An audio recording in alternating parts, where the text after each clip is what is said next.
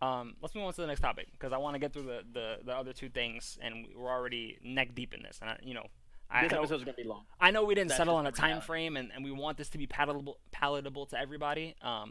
But I feel like anybody who's been around us knows that we could just go on for forever. Um, This could be a 4-hour episode just on this like if shit. there were breakfast involved, forget it. We'd be here all day.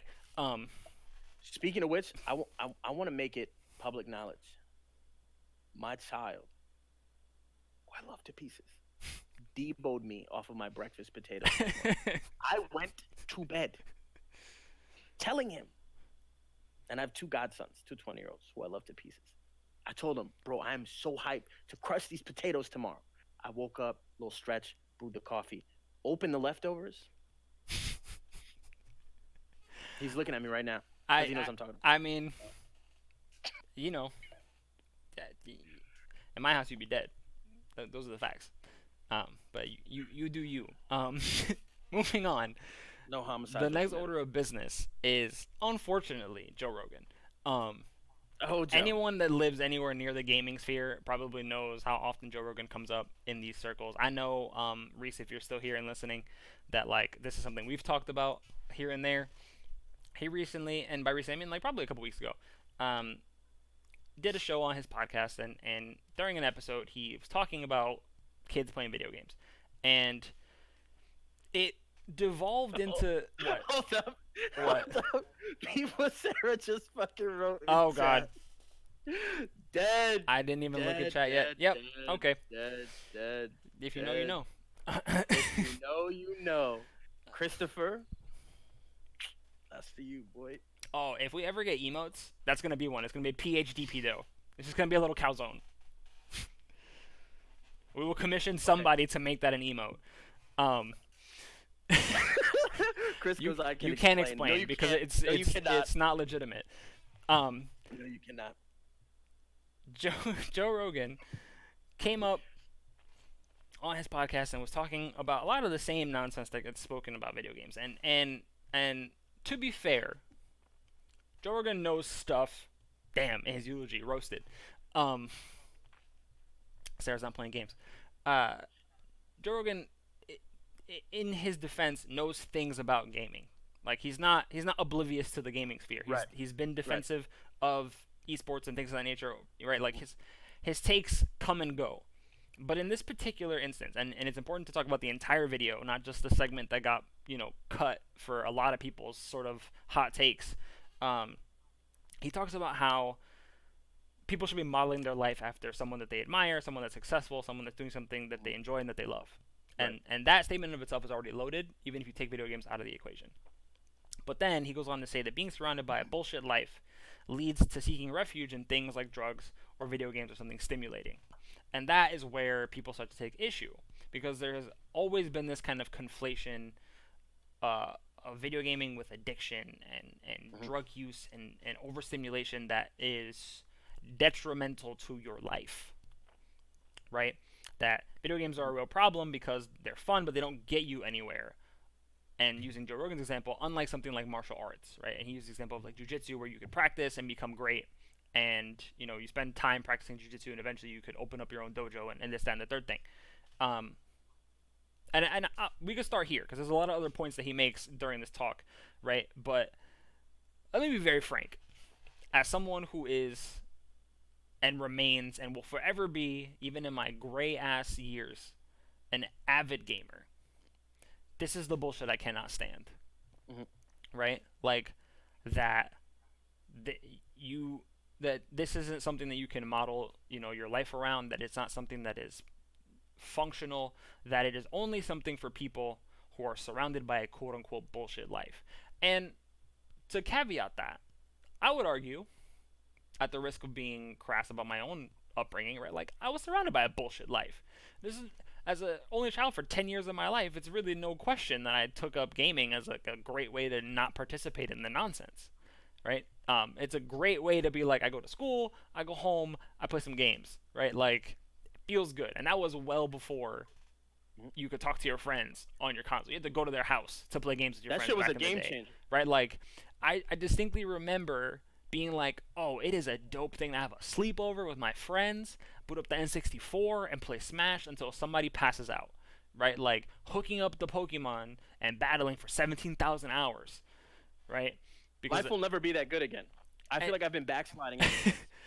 um yeah, Peaked at 7. uh yeah, a lot of Twitch has been in there just talking about how Joe Rogan has been complaining this isn't a sustainable lifestyle, and there are a lot of like debates on two different sides, right? And I'm gonna make reference to the Score Esports Mhm. and Grassroots podcast. Shout out to Grassroots, black people Yeah, yeah. doing it big in gaming, right? But like that's the fact that it's like something that you get sucked into, and that it's got no positive qualities to it is just so infuriating. It's horseshit. Right? To be like, and the person who was on the podcast with him on that episode, right, was like, people who make it are one in a billion. And Joe was like, well, no, maybe not one in a billion given like the current state of the gaming industry. But he even said like people said the same shit to hit about comedy, right? That like comedy was a business that like wasn't a good idea because not everybody makes it. Right. And to understand that you got told the same things, but then to be like, oh well, the reason like I got lucky is that no one was around telling me I couldn't do it, so I pursued it anyway, right? Struck a nerve because and if mommy's listening, I'm sorry, but like how many times were you told like get off that thing? You're rotting your Constantly. brain. This isn't the way that you're gonna make it. You're gonna Nobody go does blind. this. You're gonna go blind. Like stop. Focus on school, right? Um, Yep. and it makes you wonder like how much of it is socialization and upbringing, and then how much of it is like Right. reality, and where does he get off thinking that like it doesn't have any tangible usable payoffs, right? Like being on this platform that we're currently broadcasting on is a testament to the fact that gaming has a function, that video games can have a positive social function on a lot of people, right? Like how can you make that claim and then look at this Amazon owned and operated business and believe that? Yeah. It I, doesn't math. yeah. I, I guess Marvin. The first thing I'm gonna say is like, I just don't know why anyone gives a single fuck about anything Joe Rogan has to And say. this is what they said on the score, right? Like they were like, Yeah. why does anybody base anything about life on his opinion? Which is what I was And saying and earlier about the hot takes, right? Like, why do we go to these people to be like, yo, tell me what life is? Tell me I how don't I should even. think. Tell me how I should feel. Which will And lead into our last topic, but we'll get to that in a moment. and the thing is that like Joe Rogan's life is low key a meme. Like the dude runs a fucking podcast and smokes weed. Like those are the things he's famous for. And I gotta be honest, outside of Joe Rogan's excellent color commentary, I will always pay attention to things that Joe Rogan has to say in the realm of martial arts. It's a realm where he is a veteran voice. But outside of that shit, I do not tune into fucking Joe Rogan at all. Whenever some shit that he says circulates, and it comes across my realms of the internet, I'll of course see what's going on. But I lend no credence to what he has to say on literally anything outside of martial arts. But the notion that like the things that you do need to have some kind of social utility is kind of a bankrupt idea. Like I don't. I mean, and the fact that Joe Rogan refers to martial arts is actually like kind of stands in the way of his point because Joe Rogan has made a career as a martial arts commentator, Mm-hmm. but he hasn't made a career as a fighter, Right. right? And I know he's I think a black belt under Eddie Bravo. Like he's got credentials of that, I have no doubt. But you know, okay, Joe Rogan, solid shape, but like I don't really understand. And I look at our life. First of all, and I like pointed at my hoodie. I'm wearing a wrestling hoodie. I'm a wrestling coach. Um, that's part of how I pay my bills. And am I am I ever gonna make an Olympic team? Fuck no, of course not, man. Um, but I'm the happiest I am all year round when I'm actively wrestling. I'm mourning my season right now. I love the camaraderie that I build with my kids. It feels like an extension of my teaching. There's so many things I love about wrestling. But what happens is I come home from the gym, I hop in the shower, I grab a bite to eat, and I get on the sticks. Um, like Emily and I, we used to get into these arguments all of the time because she's got like we do. She's got her core like fist group of friends, but they like would speak to each other like on and off in the group chat, and then they would reunite like one or two times during the year. I talk to your ass every fucking day. Yeah, I talk to JP every day. I talk to Chris every day. I talk to Rudy just like abides our fucking bullshit in the group chat. yeah, that's about all he can handle, really, and we don't blame him for Yeah. that. No, not at all. I don't begrudge him that. Love him to pieces. But it actually facilitates human connection. You know what I'm saying? It's an awesome stress reliever. Um, it there are pieces of it that are like like that like there are gaming accomplishments for which I have no material evidence and yet are like deeply constitutive of how I see myself and how I see the world. I think about our flawless run on Crota's End.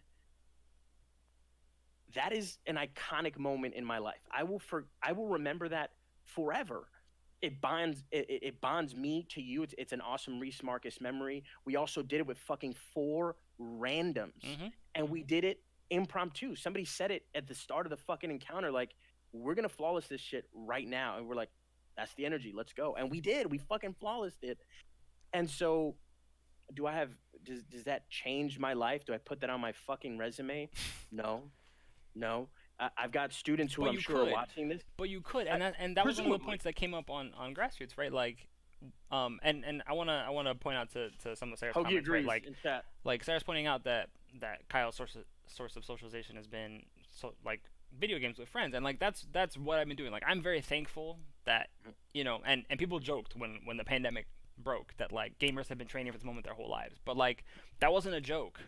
Like we Oh, find 100%. respite and solace knowing that our friends are one headset away, right? To be like, if we just need to be connected in this way, right? And we, like video chatting is just something we've done more and more now because of work.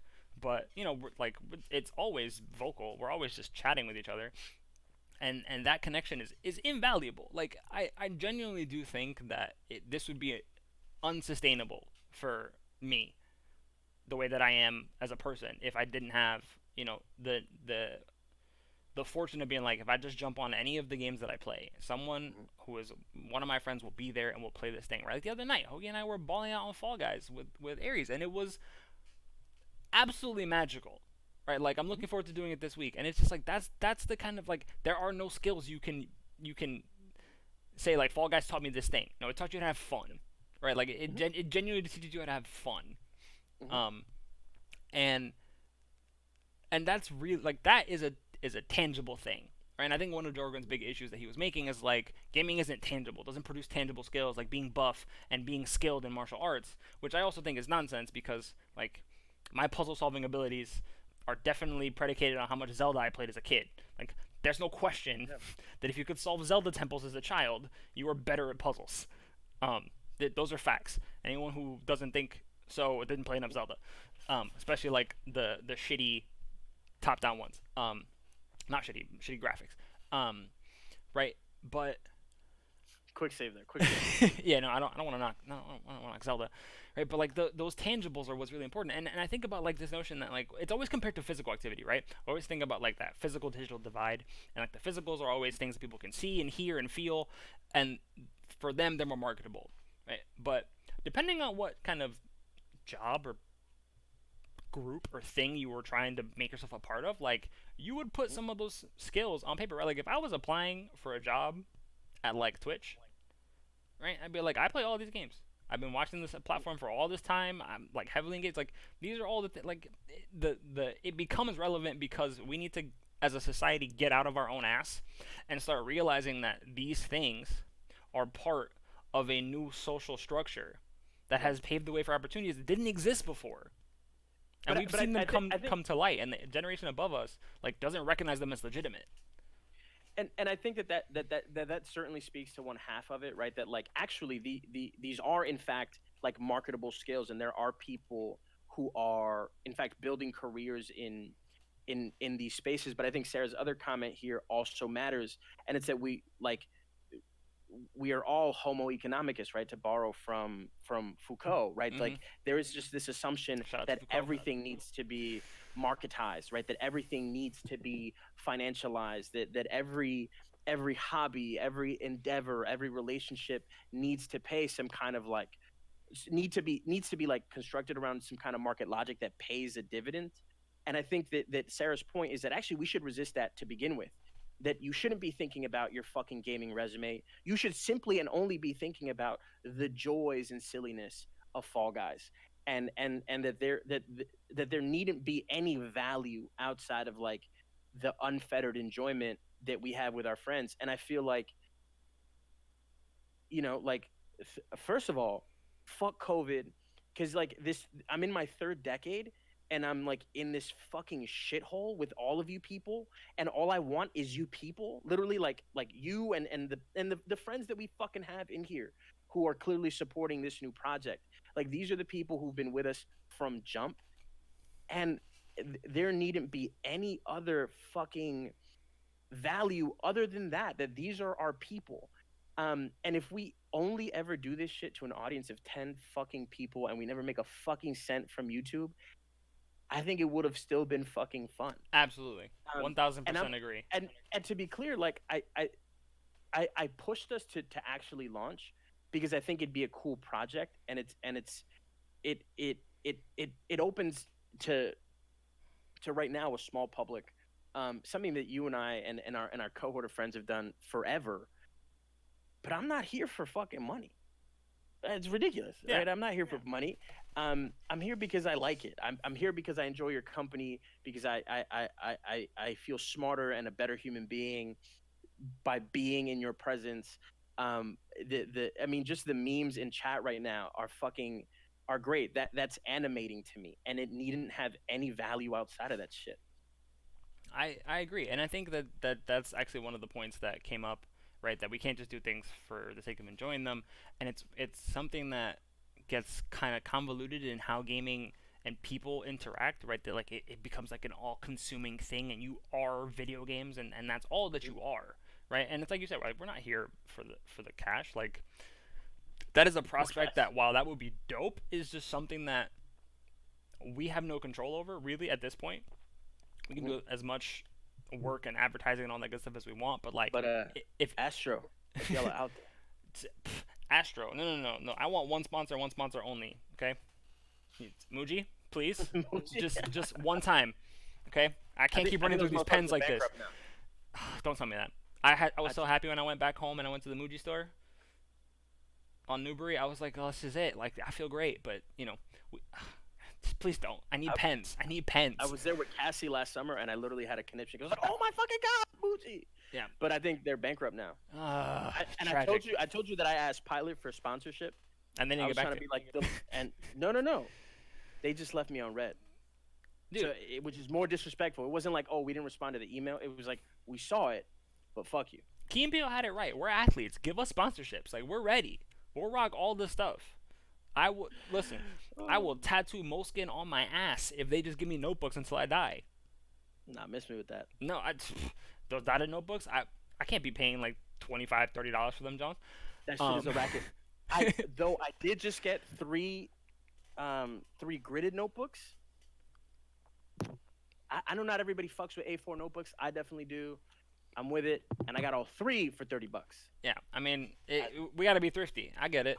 Um, where was I going with my point? Oh, right. People, what pen would I recommend for a dude like me? Bro, pens are a whole. We could do a whole episode on pens.